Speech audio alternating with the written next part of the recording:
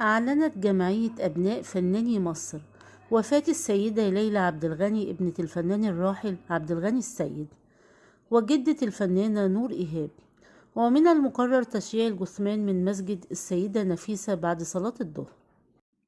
حيث كتب أحد المسؤولين عن جمعية أبناء فناني مصر منشور عبر الصفحة الرسمية للجمعية جاء فيه: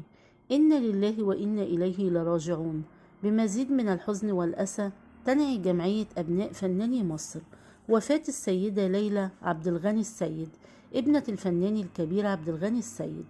وشقيقة الأستاذ محمد عبد الغني السيد عضو مجلس إدارة الجمعية، رحمها الله وأسكنها فسيح جناته. كما كشفت نور إيهاب موعد ومكان تشييع جثمان جدتها الراحلة، حيث قالت في ستوري لها عبر حسابها الشخصي على انستجرام: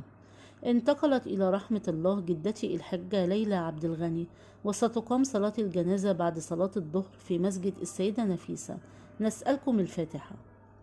وفي سياق آخر كانت قد تحدثت نور إيهاب عن القواعد التي تضعها للمشاركة في عمل فني، حيث قالت في تصريحات مسبقة لها: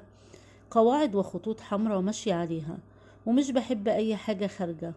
وبرفض اللمس، وفي أعمال عرضت عليا فيها مشاهد جريئة لكني رفضتها.